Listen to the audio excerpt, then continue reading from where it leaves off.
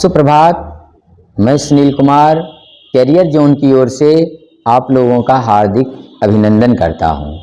आज का विषय है नाटो।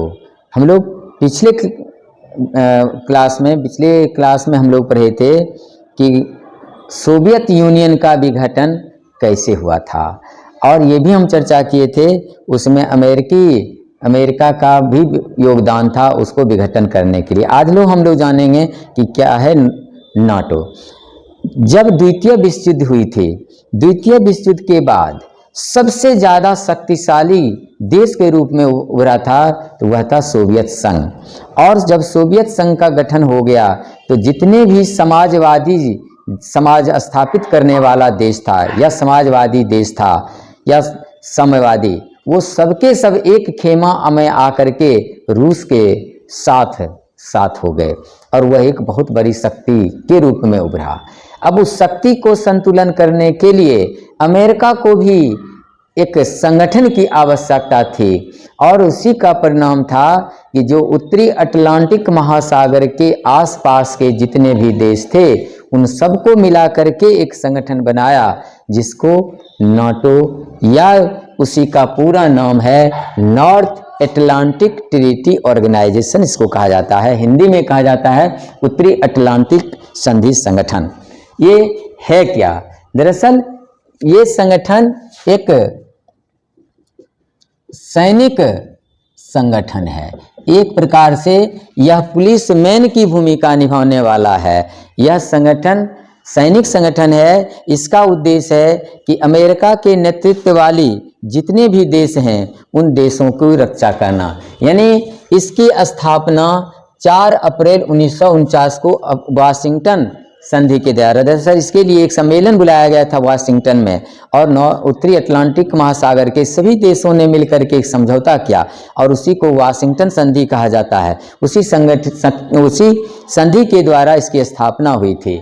और इसका उद्देश्य क्या था? सोवियत संघ का यूरोपीय देश में प्रभाव नहीं पड़े और इसको रोकने के लिए ये बनाया गया था। इसका मुख्यालय ब्रुसेल्स यानी बेल्जियम का शहर है, ब्रुसेल्स वहाँ है, लेकिन इसका सैनिक मुख्यालय मोन्स, बेल्जियम का ही शहर है मोन्स, वहाँ है। अब इसके मुख्यालय को क्या कहा जाता है? जैसे आपसे पूछा जाएगा कि नाटो के मुख्यालय को क्या कहा जाता है, उसे शेप कहा जाता है, SHAPE। इसका पूरा नाम होता है supreme head quarter allied power Europe, इसका पूरा नाम होता है। और नाटो के मुख्यतः 3 संस्था होते हैं, एक नाटो संसद, दूसरे को नाटो परिषद और 2 सैनिक कमान। नाटो संसद में जो सदस्य देश के विदेश मंत्री और रक्षा मंत्री होते हैं वो भाग लेते हैं, और नाटो संसद का जो बैठक होती है नाटो संसद का, वह वर्ष में 2 बार बैठक होती है।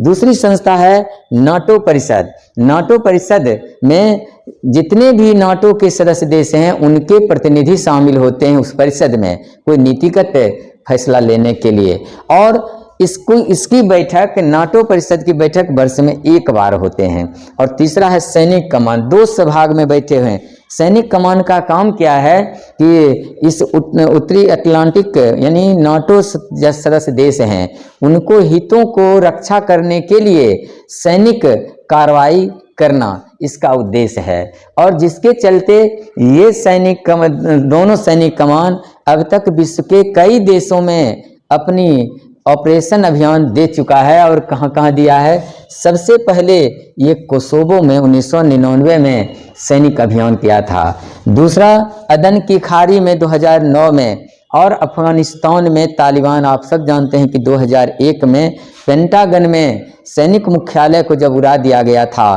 तो वह तालिबान के आतंकवादी को ही पहचाना किया गया था। अंत में अमेरिका ने 2001 में अफगानिस्तान पर यह ऑपरेशन चलाया था। और चौथा भूमध्य सागर के आसपास, दरअसल 2001 में ही भूमध्य सागर के आसपास क्यों चलाया गया था? इसका उद्देश्य यही था कि भूमध्य सागर में जितने समुद्री लुटेरे थे जो तेल या अन्य चीज़ों को लूट लिया करते थे, उस लुटेरों को दंडित करने के लिए यह ऑपरेशन चलाया गया था। यह भी हम लोग जाने कि नाटो की जब स्थापना हुई थी वाशिंगटन सम्मेलन में, तो उसमें कुल कितने देश थे?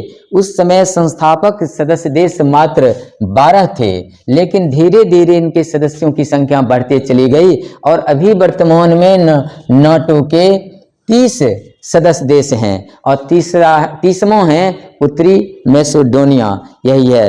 और आप सब जानते हैं कि अभी सोवियत संघ नहीं, अब तो रूस बोला जाए, रूस और यूक्रेन के बीच में काफ़ी घमासान मची हुई है। इसका यह भी बहुत महत्वपूर्ण कारण है कि चूंकि रूस हमेशा नाटो देशों से अपने को असुरक्षित महसूस किया और यूक्रेन रूस का पड़ोसी देश है और यूक्रेन नाटो की सदस्यता लेना चाहता था, और इसके चलते रूस को लग रहा था कि अपने अस्मिता पर बहुत बड़ा खतरा, और यह भी विवाद का सबसे बड़ा वजह माना जाता है।